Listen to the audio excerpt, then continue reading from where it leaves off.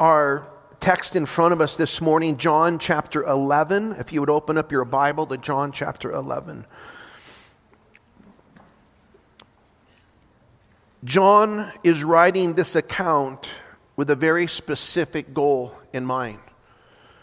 So as we're looking through the Gospel of John, I think it helps for us to be reminded. Why was John writing this Gospel?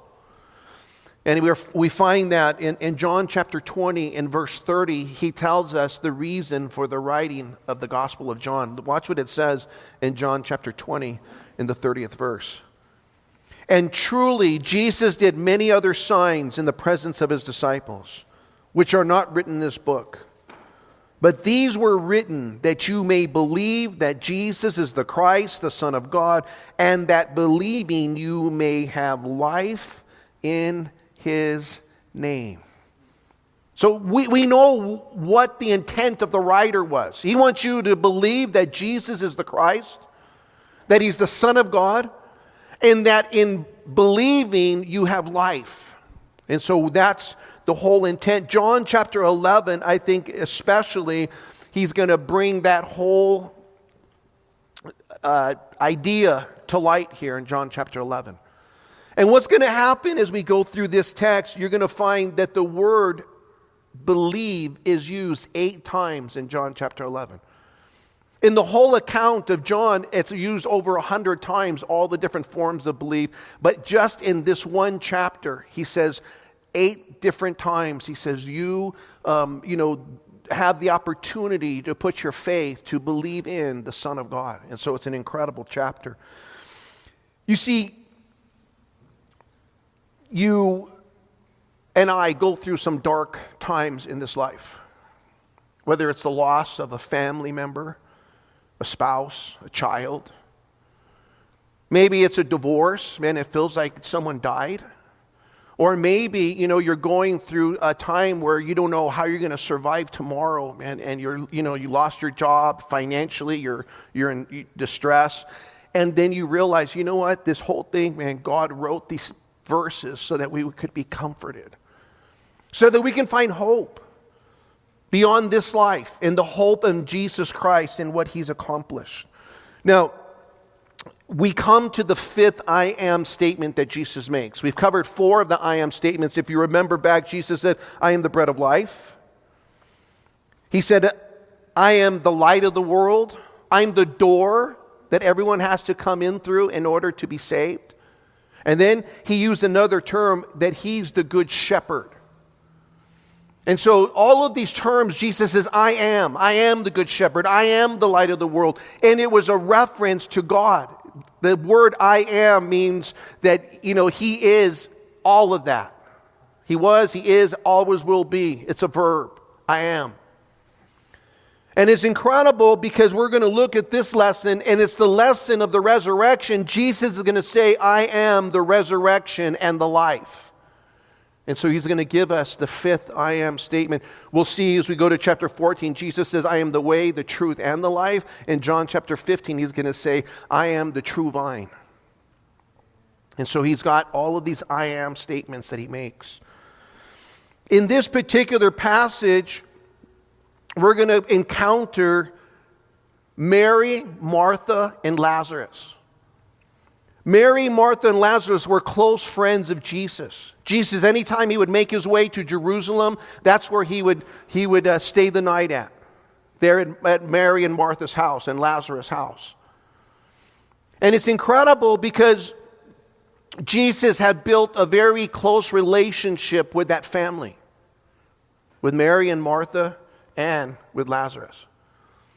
And it's here that we find, this text or this circumstance play out. Chapter 11, look at verse 1. Now a certain man was sick, Lazarus of Bethany, the town of Mary and her sister Martha. It was that Mary who anointed the Lord with fragrant oil and wiped his feet with her hair, whose brother Lazarus was sick. Now, when we get to chapter 12, we're going to see that account where Mary takes a flask of oil, and she breaks it and she pours it over Jesus' feet, and she takes her hair and she begins to wipe the feet of Jesus with it. And that account had gone throughout all of the region. Everyone knew about Mary and her devotion and her worship to God. And John, before he even gets to that particular passage or that particular story, he tells us it's that same Mary. Because everyone would have known who that Mary was and why she did what she did, because she had a great love for Jesus. Now, notice what happens in verse 3. Therefore, the brother's sick. It says, therefore, the sister sent to him, saying, Lord, behold, he whom you love is sick. Now, it appears that they had sent a messenger. We're going to look at this, and you'll find out that they had some substance to them. Not only did they have that fragrant oil, but they're going to have their own tomb in which to bury their brother. That meant that you had some kind of wealth to you. Not only that, every time Jesus and the disciples would go, into Jerusalem, they would house all of them. So, they had a big spread, right? So here, you look at this whole passage and you look at, they send a servant. The servant goes over and says, hey, Mary and Martha want you to know Lazarus is really, really sick. And I like what they said. They're just repeating to Mary. It says, Lazarus, whom you love, is sick. And the word for love there is the word phileo. Not phileo fish. I don't get it confused. Some people go like, phileo. No, phileo is the term that's used for someone that you're very fond of, or you have a very good relationship with, or you're really close friends with. And this is how Mary addresses Jesus. Look, the one that you have great affection for, the one that you have great love for, Jesus, he's sick right now. And what they're asking is that Jesus would drop everything, make his way over to Bethany and to heal him. Or, I'm sure they were aware that Jesus could have just said the word and he could have been healed right where he was. But they're asking for Jesus to do something. And as they come to Jesus and they ask him, notice what happens in verse 4. It says, and Jesus heard that. When Jesus heard that, he said, this sickness is not unto death, but for the glory of God, that the Son of God may be glorified through it. Notice what Jesus tells the messenger. The sickness isn't until death. Go and tell Mary and Martha, Lazarus isn't going to die permanently. That's what he's saying. And this situation is so that God can get the glory and that the Son of God may be glorified. Now, that's an incredible, statement that Jesus makes. Look, all of this is going to happen. All of the pain and suffering and things you're going to go through is going to end up in Jesus being glorified through your life and through the circumstance that you find yourself in. And think about, every one of us, how many times we find ourselves in some situation or circumstance and we're, thinking God's forsaking us or God doesn't care or that God doesn't love us. And in reality, God is saying, look, I want to do something radical in your life. Are you willing to trust me? Are you willing to put your confidence in what I declare, in what I say? And if they would have just taken Jesus' word, they would have been comforted. Because Jesus says he's not going to die to death. He's not sick to death. He's not going to go to the grave. This isn't his last hurrah here. That's what Jesus is telling them. Now, notice what happens. Now, Jesus loved Martha and her sister and Lazarus. That's a different word. Now, this is God proclaiming his love for Mary and Martha and Lazarus, okay? This word isn't the word phileo. This is the word agape, agapeo. And the word agapeo means sacrificial love. You see, the way God saw them wasn't just a good friend. He saw them as, someone that he was willing to sacrifice for. He loved them that much. That's the same word when John 3:16, where it says, for God so loved the world that he gave his only begotten son. It's sacrificial love. that whoever believes in him would not perish but have everlasting life. You see, God made the exchange, the sinner for the sinless, the guilty for the guiltless. And it's amazing because Jesus tells them, right off the bat, look, I love you guys. Think about how much Jesus loves every one of you this morning, man. He loves you intimately. He knows exactly what you're going through this morning. And he cares. Even though sometimes you feel like he doesn't care, he cares.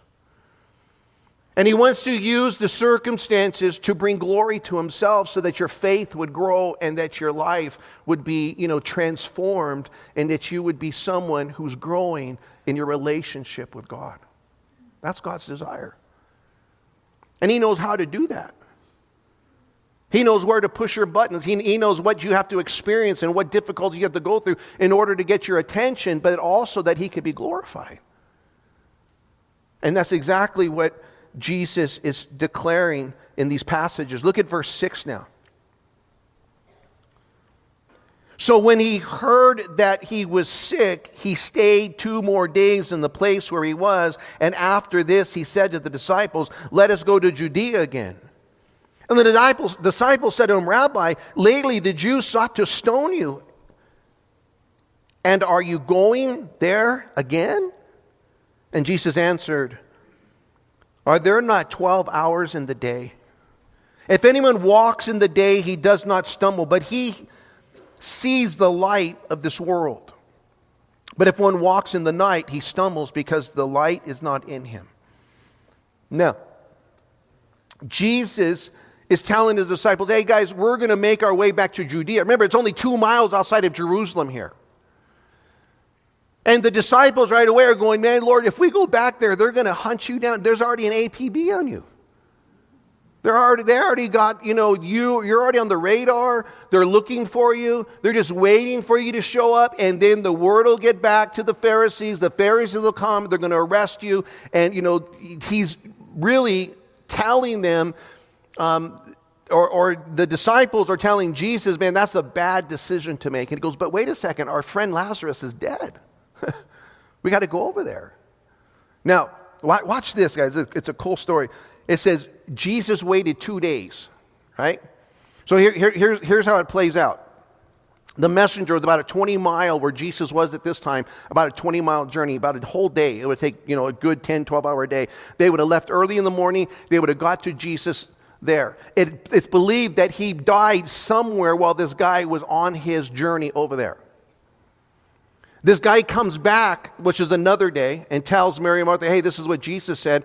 And then it says 2 days passed. So one of those days was the travel day for that guy. And then there's another day that Jesus waited, and then the travel day for Jesus, which would have been 4 days later. A 4-day period is going to pass. Now, the disciples at this point are very hesitant, and Jesus says, look, as long as we're walking in the light, man, we have nothing to fear. I like, man, that's an encouraging passage. Notice what he says in verse 9 again. Are there not 12 hours in the day? If anyone walks in the day, he does not stumble because he sees what? The light of this world. What was one of Jesus' claims? I am the light of the world. And what he's declaring is, look, you can rest assured if you're walking in light, if you're walking with God, if you're living a life of obedience, that God is going to guide you and he's going to take care of you and he's going to watch over you. If you're walking in darkness, on the other hand, then, all bets are off. You're on your own, right? And the devil and all of his minions, they have access to you. But if you're walking in the light, then the enemy doesn't have any ability to harm you or to destroy you unless it's the will of God.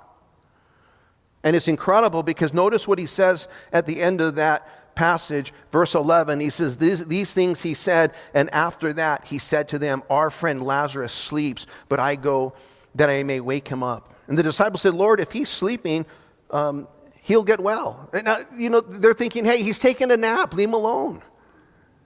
I mean, why are we going to travel 20 miles to go wake him up? Just have Martha wake him up. She's good and she's busy. She'll find a way to get to him. She'll wake him up. Don't worry about it, Jesus. And Jesus, you see, they thought that Jesus was talking about sleeping, but Jesus was in reality talking about death. Notice he's going to explain that here. Watch. And the disciples said, Lord, if he sleeps, he'll get well. Verse 13. However, Jesus spoke of his death, but they thought he was speaking about taking rest in sleep. And Jesus said to them plainly, Lazarus is dead. And I am glad for your sakes that I was not there, that you may believe. Nevertheless, let us go to him. And Thomas, who was called the twin, said to his fellow disciples, let us go that we may die with Jesus. Wow. You read this passage and, you got all the drama here, right? You look at this whole scene playing out and, he goes, Jesus saying, look, you guys are going to see what you would have never seen had he not died. If this tragedy had never happened, you would never see the glory of God. You would never see the power of God. And Thomas, hearing all those, he goes, hey, this is cool, man. We're going to go die with Jesus. We're going to be martyrs. We're gonna lay down our life. We're gonna, go and our names will be engraved in the stones of heaven. How cool is that? I mean, think, dying a martyr. Thomas was all about it. He was like, we're gonna go die with Jesus. You just look at what an incredible, statement to make.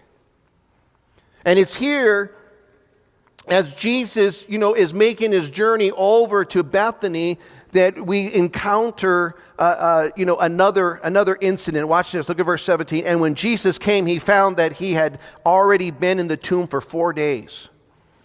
Now, Bethany was near Jerusalem, about 2 miles away, and many of the Jews had joined the women around Martha and Mary to comfort them concerning their brother. And Martha, as soon as she heard that Jesus was coming, she went and she met him. But Mary was sitting in the house. Now remember, Martha was the one who's, proactive. She was the one who was always serving. She was always, ahead of the game. Martha has always had a plan. Mary there is the contemplative one. She's there sitting and she, weeping and all of these things are going on. And Martha hears Jesus has made his way in, and Martha beelines it all the way to find Jesus.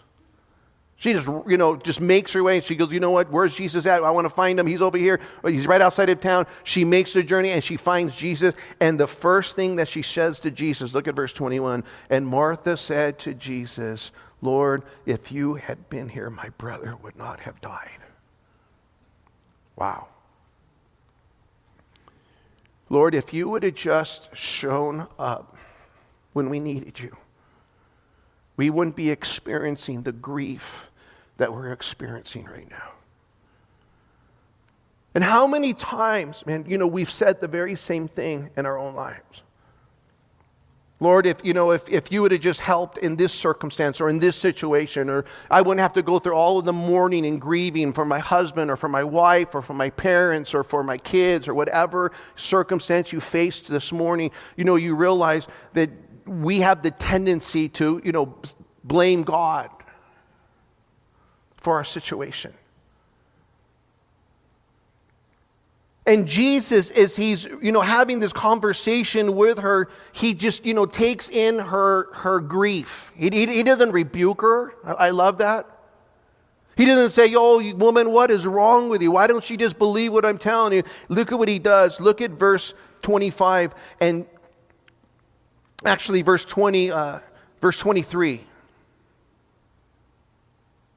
Actually, verse 22. Goodness, I went way ahead. Okay, verse 22. But even now, I know that whatever you ask of God, God will give you. Seems like Mary had like a reversal real quick, huh? Lord, if you would have just been here, my brother wouldn't have died. But Lord, whatever you want. I've had a couple of those moments too. As soon as it comes out of your mouth, you realize that didn't sound good. That was not faith. That was not something that I should have declared, because I know that God is bigger than that. And she corrects herself, said, Lord, but I know this, whatever you ask of God, he's able to give you. That's faith.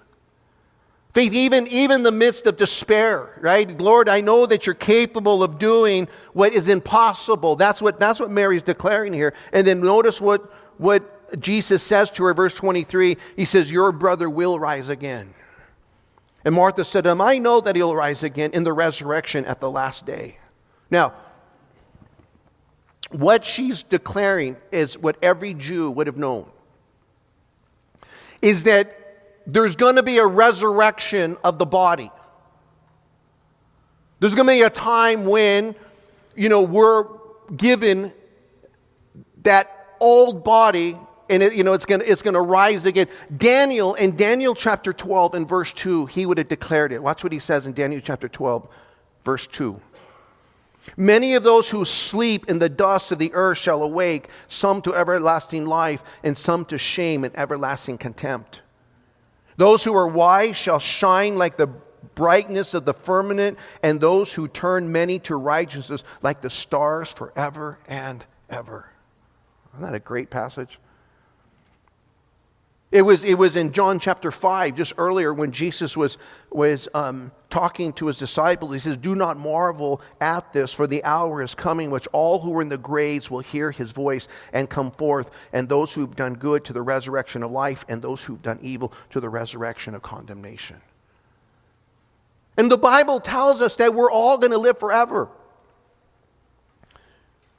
The righteous and the unrighteous, we're all going to live forever. The only question is, where are you going to spend eternity? Is it going to be in condemnation, or is it going to be in the presence of God, forgiven?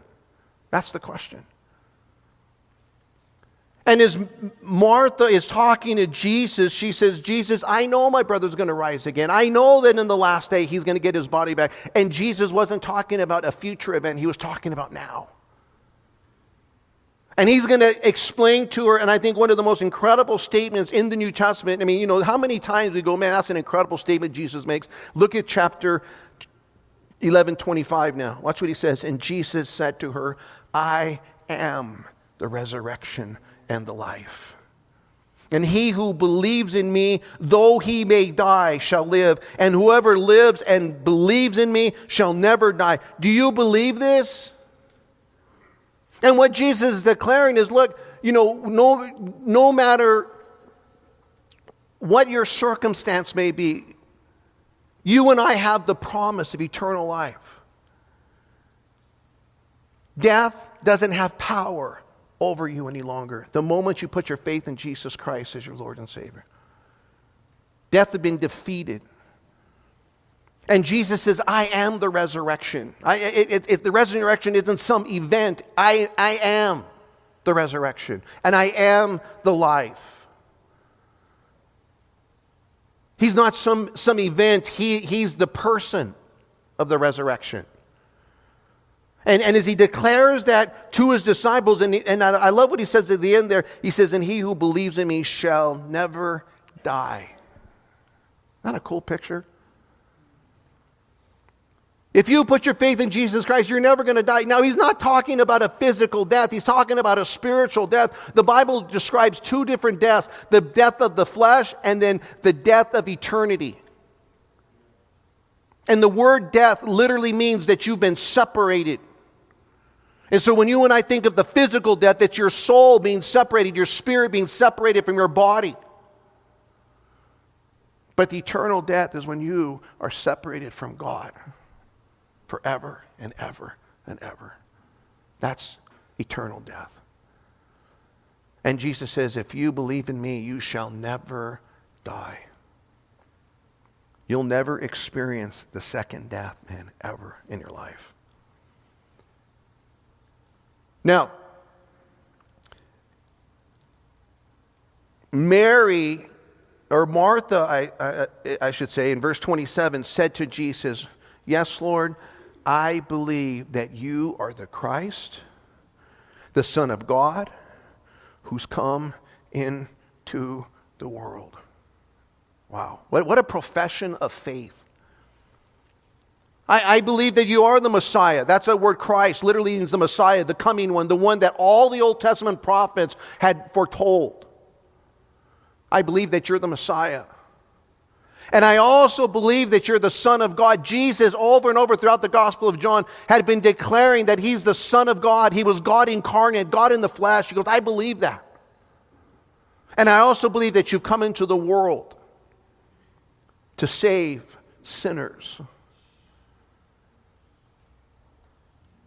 And all of us qualify. Every single one of us need a Savior. There's no one here exempt. You can't go, well, I'm a pretty good guy. No, you're not. You're a creep. Just like all of us. We're all a bunch of creeps.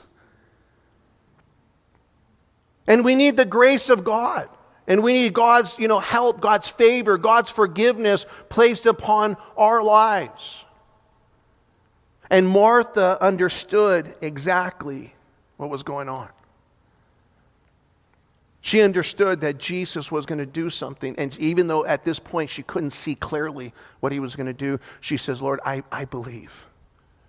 Remember, 8 times that word, I believe. And here it is, man, Martha saying, I believe. And then verse 28, and when she had said these things, she went her way and secretly called Mary, her sister, saying, the teacher has come and is calling for you. Isn't that a cool picture? Jesus dealt with Martha. And then privately, Martha and Jesus had a conversation. And now Mary and Jesus are going to have a conversation. Because Jesus knew that, each one of them had different personalities, different circumstances, different situations, different feelings. And God intimately knows you. He knows your frailties. He knows your fears. He knows the things that rile you and the things that comfort you. And I love it that Jesus says, you know what, Martha, we and you have this conversation. Go and get your sister and tell her to come out to meet me. And as soon as Mary hears of it, look at verse 19. As soon as she heard that, she arose quickly and she came to Jesus. And Jesus had not yet come into this town, but was in the place where Martha met him. And the Jews who were with her in the house and comforting her, when they saw that Mary rose quickly and went out, followed her, saying, she's going to the tomb to weep there. And when Mary came where Jesus was, she saw him and she fell down at his feet. Now, guys, this is incredible. Every time we find Mary, she's at the feet of Jesus. She was a worshiper. Chapter 12, she's going to have her hair with the fragrant oil, and she's wiping his feet with her hair because she had complete devotion to Jesus. It's a cool picture. And Mary now falls at Jesus' feet, and she said, Lord, if you had been here, my brother would not have died. The very same thing that Martha said, wasn't it? Do you think for the last 4 days they were saying to each other, if Jesus would have just been here, everyone would have died? I would guess that was probably the thing they said over and over and over again. And when I see him, I'm going to tell him, Lord, if you would have just... And, Martha tells him that, and then Mary shows up and she goes, Lord, if you would have just been here, my brother wouldn't have died. And Jesus turns to her.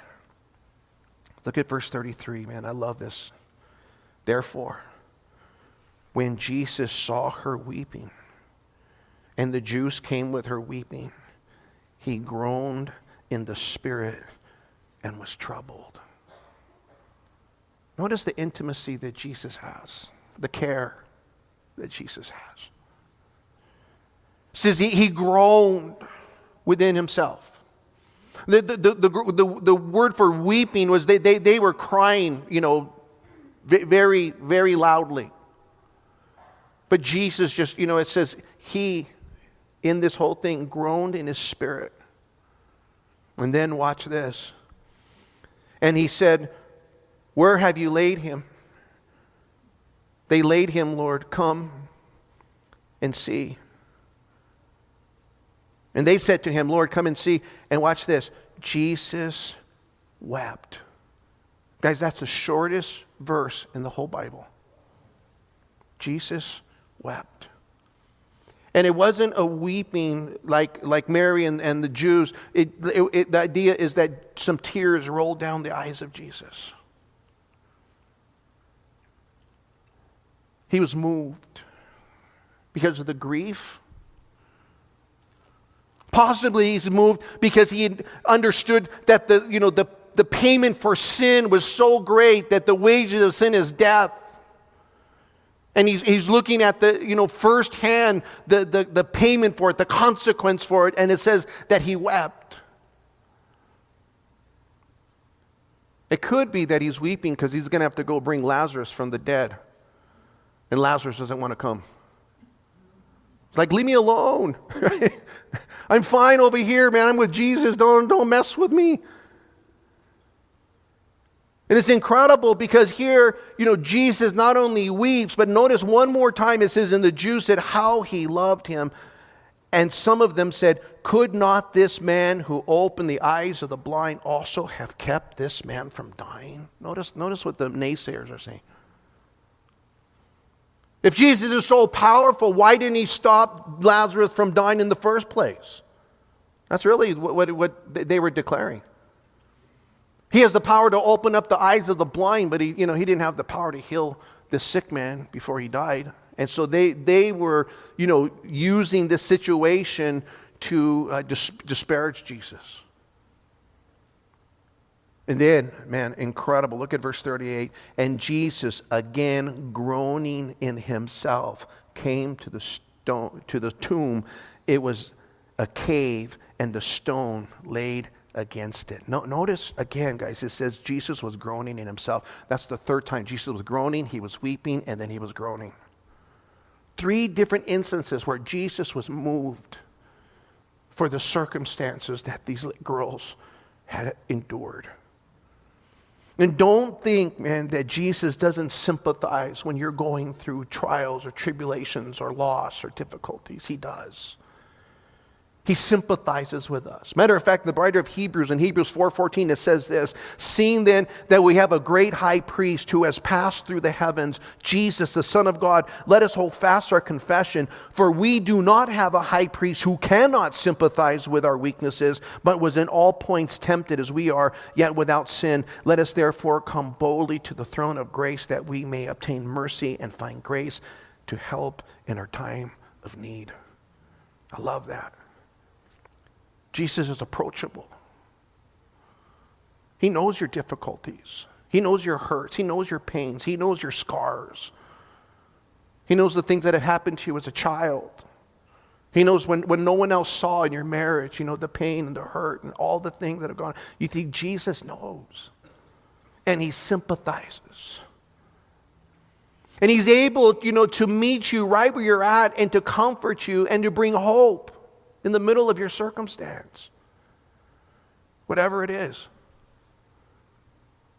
He's able to meet you right there. And I love this passage because he says, how many times he's saying Jesus is groaning and Jesus is weeping and Jesus is, in his spirit troubled. Because he knows the brokenness of this world. He knows the wages of sin. He knows, the human tendency to do stupid things. And then the cost that it incurs. We're watching our I think one of the greatest nations that ever existed, and we're watching it being undermined right now. And, it breaks my heart, I'll be honest with you guys. It breaks my heart. Because we've had freedom for 200 plus years. And now we're watching, man, handing over our whole country to socialism. It's crazy. And as you just, how do you not grieve when you see these things? And Jesus sees the big picture. He sees all of it, and it says that he's mourning and grieving. I bet he's grieving now. What we've given away for something so far less. Grieving here because these girls, had experienced the death that they'd experienced. And then watch this. Look at verse 39. And Jesus said, take away the stone. And Martha, the sister of him who was dead, said to him, Lord, by this time there's a stench, for he has been dead for 4 days. I like how the King James Version says it better. He stinketh. That's how it says it. Lord, don't, if you move that stone away, it's going to stink.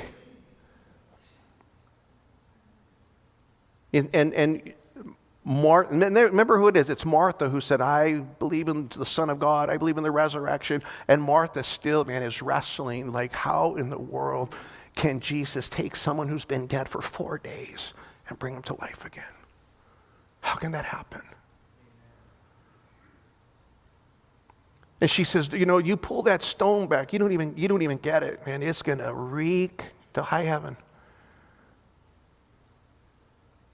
And Jesus, watch this, man. I love it. And Jesus said to her, did I not say to you that if you would believe, you would see the glory of God? He reminded her of the conversation they had had earlier.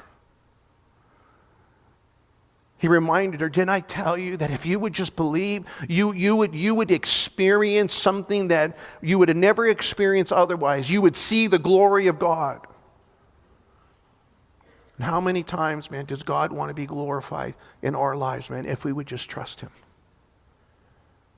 If we would just say, God, I don't understand it. I don't know why. I don't know what's going on. But Lord, I want to put my complete faith and my complete trust in you. And I want to see you work. I want to see your glory. I want this whole community to see your glory. I want to see my family, my mom and my dad and my brothers and sisters that don't believe. I want to see them believe because they're able to see the glory of God in this circumstance or in this situation. And it's amazing because watch what happens. Then they took away the stone from the place where the dead man was lying. And Jesus lifted his eyes and he said, Father, I thank you that you've heard me. And I know that you always hear me, but because of the people who are standing by, I said this, that they may believe that you sent me. Well, what a great prayer, isn't it? I mean, think about it. You go, Father, thank you that you've listened to what I've requested of you.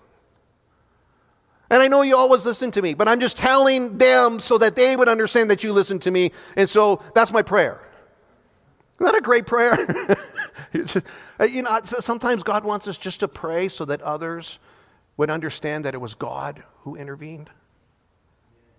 They want to see, that you and I would be men and women of prayer so that when someone goes, man, how come God's blessed you? Or how come you got, all this? Man, because I prayed. Because my Father in heaven listens. Because he's able to handle my circumstances. Jesus didn't pray for himself. He prayed for the people that didn't believe around him. That's an incredible thought. He's praying so that they would believe. Because Jesus cared about even the Jew that had rejected him.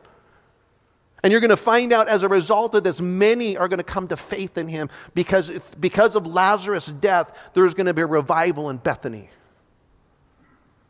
That's cool. And what does God want to do, man, in the days that we're living in? So that there can be a revival in the Rio Grande Valley. So there can be revival in the United States of America, throughout the world. What does God want to do?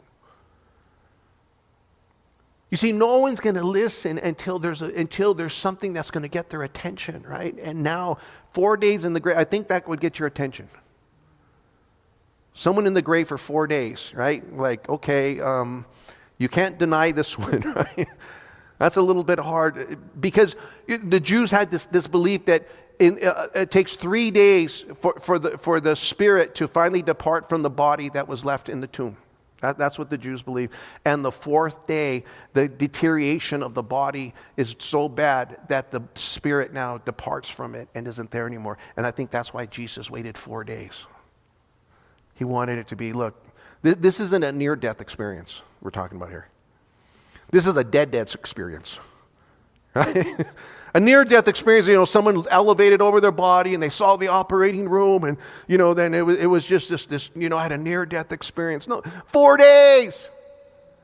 You're already kicking back with Abraham.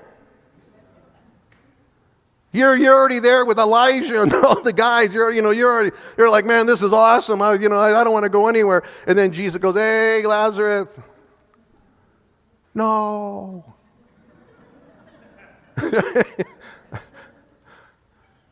Let me tell you something. If I die, don't pray for me. Seriously, I mean, you're already in heaven. I already got this over once. I got to come and do it again. And it's incredible because, watch how this plays out.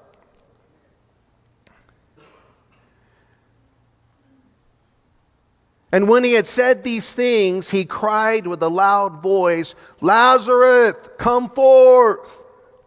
Now, there's only a couple times when the scripture says Jesus cried with a loud voice. Most of the time, it's when he was talking to demons and he was commanding them to depart or something. This time, he's with a loud voice, Lazarus, get over here. And I heard one commentator said this. He goes, the reason Jesus used Lazarus' name because he would have emptied the whole tomb. If he would have just said, come forth. That was good. He says, Lazarus, come back, buddy. Sorry about that. I imagine he's apologizing to him after. And, watch this. And he who had died came out bound hand and foot with grave clothes, and his face was wrapped with a cloth. And Jesus said to them, loose him and let him go. Now here's the picture. Whenever they would put the shroud around them, they would wrap cloth around them. They were like, they have, incense and fragrance and, flowers. And they got everything wrapped in there. And he's wrapped tight inside of this grave clothes. And it says that Lazarus comes out. I don't know how he stood up, to be honest with you. It had to be God just stood him up. But you just kind of see him hopping out. And then Jesus goes, you know what, go undo the guy. I mean, take the cloths off them. They're unwrapping them, and all, and everything. And Lazarus goes like, oh, thank you, I couldn't breathe. I almost died or something. I don't know.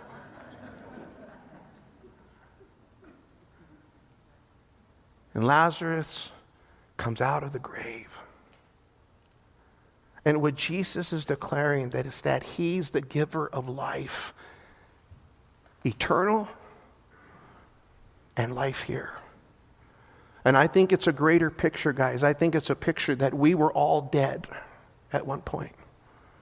I was a dead man walking at one point, man. I was in rebellion to God. I was living for darkness, and I was living a life of rebellion, man. And there's one night, man, Jesus said, Ray, come forth. And at that moment, I had life. At that very moment, I saw things from a whole different perspective. I saw the love of God, the forgiveness of God, the grace of God. I didn't have to walk around in guilt and shame and condemnation any longer. That God came and he washed me clean. Because I had rigor mortis setting in. And God brought life. And he's willing to bring life to anyone who's willing to come to him. Anyone who's willing to say, God, I'm a dead man. I don't even understand spiritual things. I don't even know how to talk to you. I'm so messed up. I don't know why you would even want to talk to me in the first place. But that's why Jesus came. He came to forgive sinners like you and me. And he came to wash us and to cleanse us and to bring life into us. And Jesus says, I am the resurrection and the life. And if you have never received the life that he offers you, man, this morning, you can do that. Oh, you have to decide that I'm going to live my life now for him. You have to come to the conclusion that I'm wrong and he's right, and I need to line my life up with what he declares. That I need to be changed. It's not just saying, God, I'm sorry, but God, I don't want to live a life that's in rebellion to you any longer. That's salvation. You're freed from the power of sin, and you're freed from the power of death. And if you're this morning here, man, and you've never been freed from the power of sin or the power of death. I want you this morning to have that opportunity before we leave. I'm not talking about religion. I'm not talking about joining a church. I'm not talking about having to keep laws and rules and regulations. I'm talking about the Spirit of God now living inside of you and transforming your life. And having a relationship with the God who loves you and who died for you.